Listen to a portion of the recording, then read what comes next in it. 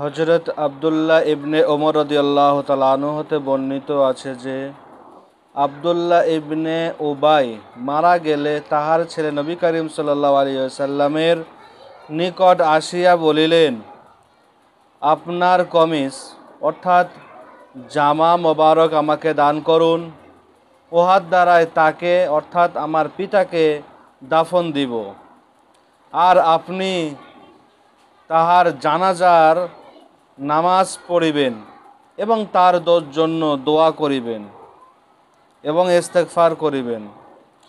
রাসূলুল্লাহ সাল্লাল্লাহু আলাইহি ওয়াসাল্লাম তাকে নিজের কামিজ দান করলেন এবং বলিলেন, আমাকে সংবাদ দিও, তার জানাজা পড়িব। সুতরাং তাহাকে অর্থাৎ রাসূলুল্লাহ সাল্লাল্লাহু আলাইহি ওয়াসাল্লামকে উবাই মারা গেলে সংবাদ দেওয়া হলো। হুজুর পাক সাল্লাল্লাহু আলাইহি সাল্লাম যখন নামাজ পড়াতে ইরাদা করলেন, তখন হযরত ওমর ফারুক রাদিয়াল্লাহু তাআলা আনহু তাকে টানিয়া ধরলেন এবং বলিলেন, আল্লাহ তাআলা আপনাকে মুনাফিকদের উপর নামাজ পড়তে নিষেধ করে নাই এবং তিনি বলে নাই যে আমাকে উভয়টার অধিকার দিয়েছে। রাসূলুল্লাহ সাল্লাল্লাহু আলাইহি সাল্লাম বলিলেন যে আমাকে পড়াবা এবং না পড়াবো, পড়ব এবং না পড়ব, এই দুটোর অধিকার আল্লাহ তাআলা আমাকে দিয়েছে। আল্লাহ তাআলা বলিয়েছেন যে আপনি তাদের জন্য ইস্তেগফার করেন আর না করেন। অতএব তিনি তাহার জানাজা নামাজ পড়িলেন। যখন ওমরে ফারুক রাদিয়াল্লাহু তাআলা আনহু হুজুর পাক সাল্লাল্লাহু আলাইহি ওয়াসাল্লামের হাত ধরে এক পাশে টেনে নিয়ে বললেন যে আল্লাহ তাআলা আপনাকে মুনাফিকদের নামাজ পড়তে এবং তাদের ইস্তেগফার করতে আল্লাহ তাআলা মানা করেনি। তার উত্তর হুজুর পাক সাল্লাল্লাহু আলাইহি ওয়াসাল্লাম বললেন, মানা করেছে এবং না করেছে সেই দুটো, আমি জানাজা নামাজ পড়তে পারি বা না পারি সেটা আমার এখতিয়ার, আমার ব্যাপার। হুজুর পাক সাল্লাল্লাহু আলাইহি ওয়াসাল্লাম এটা বললেন।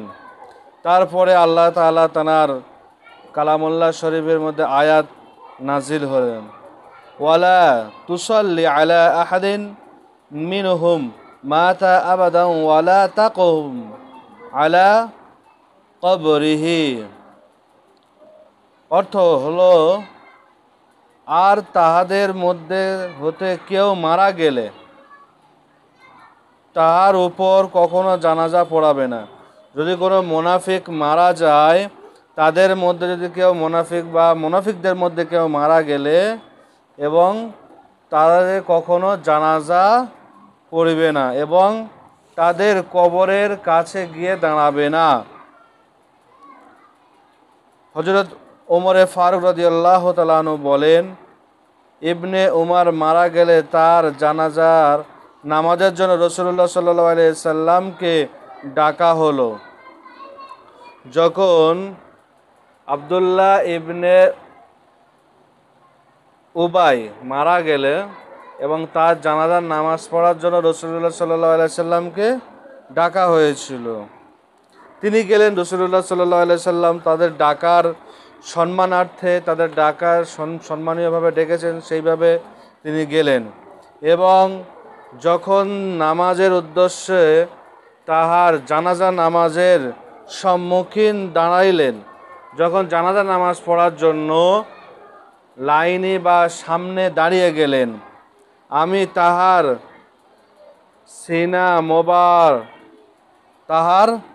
সিনা বরাবর সম্মুখে যাইয়া, তখন হুজুর পাক সাল্লাল্লাহু আলাইহি সাল্লাম সিনা মোবারক মানে বুকের বরাবর সামনে গিয়ে দাঁড়িয়ে গেলেন এবং বললেন, কে গেল?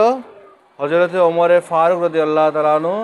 যখন রাসূলুল্লাহ সাল্লাল্লাহু আলাইহি সাল্লাম উবাই মারা গেলে তার জানাজার নামাজে ডাকা হলো, হুজুর পাক সাল্লাল্লাহু আলাইহি সাল্লাম সেই জানাজায় পড়ানোর জন্য চলে গেলেন এবং যখন তার সম্মুখে লাইনে বা জানাজা পড়ানো সেই জায়গায় দাঁড়িয়ে গেলেন, তার সামনে হযরত ওমর ফারুক রাদিয়াল্লাহু তাআলা আনহু গিয়ে সামনে সামনে দাঁড়িয়ে গেলেন এবং বললেন, ইয়া রাসূলুল্লাহ, আল্লাহর দুশমন আব্দুল্লাহ ইবনে উবাই, ইয়া রাসূলুল্লাহ, তো আল্লাহর দুশমন আব্দুল্লাহ ইবনে উবাই, এর জানাজা নামাজ পড়াবেন, এ জানাজা নামাজ পড়বেন, এ তো আল্লাহর দুশমন, আপনি এ জানাজা নামাজ পড়বেন কেন?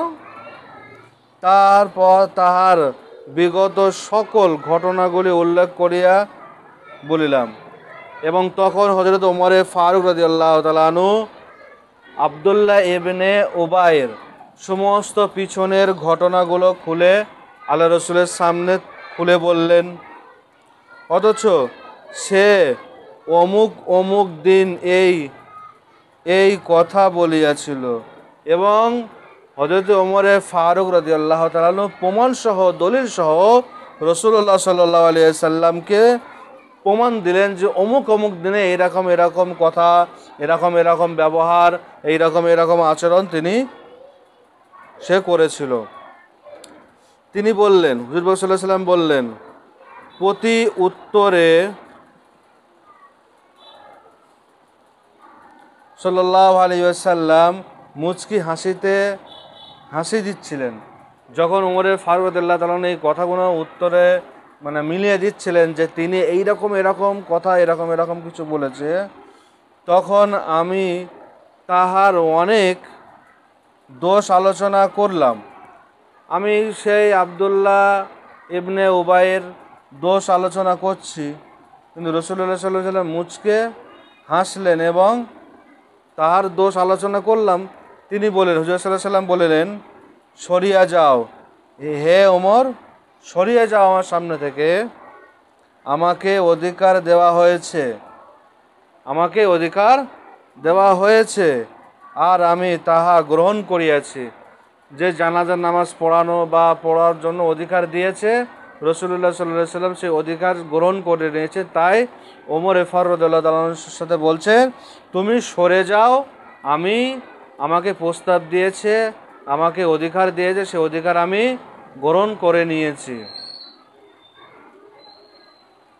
আমাকে বলা হয়েছে আপনি তাহাদের জন্য ক্ষমা প্রার্থনা করেন আর না করেন, আপনি যদি তাহাদের জন্য 112 ক্ষমা প্রার্থনা করেন, তথাপি আল্লাহ তাআলা তাহাদিগকে কখনো ক্ষমা করিবে না।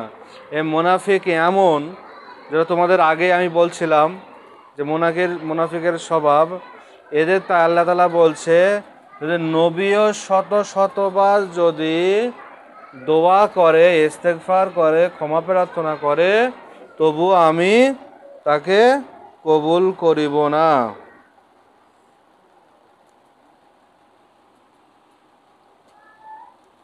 যদি জানতে পারি যে 70 বারের অধিকে করলে তাহার ক্ষমা করা হবে, তবে অবশ্যই 70 অধিকের জন্য ইস্তেগফার করিব।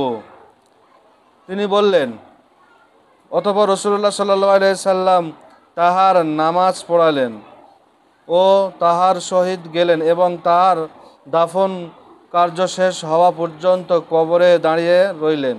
হযরত ওমর ফারুক রাদিয়াল্লাহু তাআলা আনহু রাসূলুল্লাহ সাল্লাল্লাহু আলাইহি সাল্লামকে মেয়ের উপরে আমার এই শাহসকিতার উপর পড়ে আমি আশ্চর্য হইলাম, অথচ আল্লাহ ও তার রাসূলের সর্বাধিক জ্ঞাত।